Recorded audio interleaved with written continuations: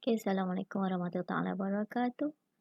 So, in this session, I'm going to show you on how to apply or how to find the moving average by using the chart nexus. Okay, you see that in the previous session, so I did mention by using moving average, we can identify the trend. Okay, and then identify support and resistance, identify the crossover and price crossover. So how to apply it? Okay, first and foremost, you need to register and download the chart nexus. Okay, and then open it like this. So let's say, and then in this find stock, you can find any stock that been selected to you. For example, I'm going to use the Petronas stock. So pet gas, I type pet gas and then click search, enter. Okay, so this is the Petronas stock price. Okay, the Petronas stock price, I will select 1 year price trading from April 2019. So this is the month of trading from April 2019. April, okay, so somewhere here, April 2019 until April 2020. Okay, so in the area of chatnesses, okay, at the indicator section, okay, if, okay, let's say if in your software or in your chatnesses, you didn't see the indicator like this, you can click the button indicator here, just click, okay, and then it will appear all the indicator given. Okay, and then you find the moving average. Okay, so we have the four moving average that already given to you: the moving average 2, moving average 3, moving average 4. So just click it. What you mean by moving average 2? When you click, so moving average here, that is the moving average for 20 days. Okay, the short term moving average 20 days, and then unclick moving average 2. So it appear here moving average 50. Okay, this is the line for moving average 50 days. Moving MA3 is for MA 100 days. MA4 is moving average for 200 days. So it already give to you the moving average for 20 days, 50 days, 20, 50, 100, and also um, 200 days. Okay, so let we apply the concept of moving average, which is with the moving average we can identify the basic trend identification. How?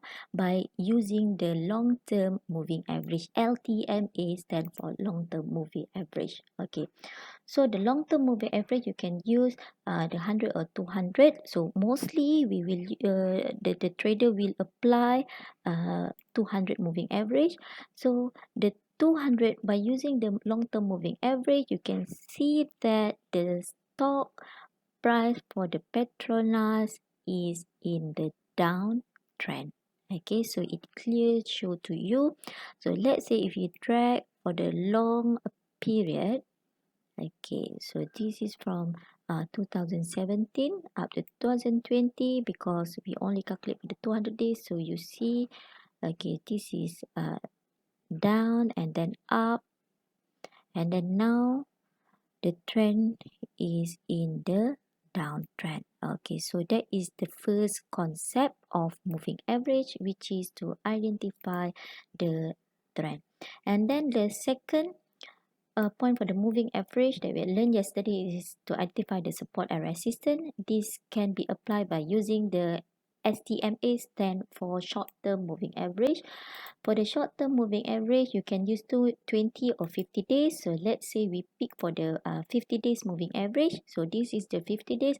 So any price that touch any price, this is the price. Okay, you know this is the price and this is the volume. Okay, so any price that touch at the top for the line, that we call as the resistance value, whereas any price that touch below the line, this is the support value. So from this, by using the 50-day moving average, okay, we are using the 50-day moving average, we had identified, so this is the resistance value. Okay, this is resistance value, and then okay, this one is the support. Okay, this one you see. Okay, so this is the support price, and this is the resistance. Okay, so this is resistance.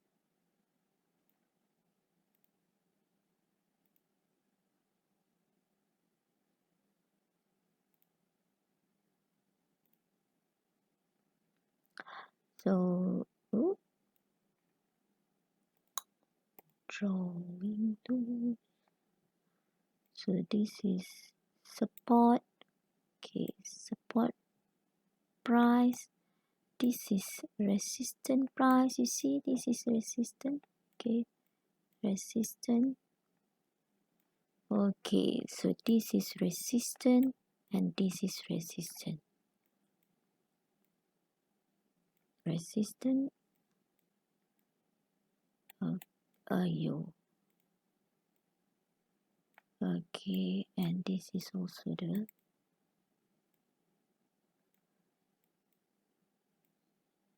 resistance. All right. So and let's say we find for another stock. I try Nestle. Enter. Itu spelling error. Nestle. So Nestle. Okay, so this is Nestle. I just unclick 200. Okay, unclick. So for the Nestle, number one is we want to identify the trend line.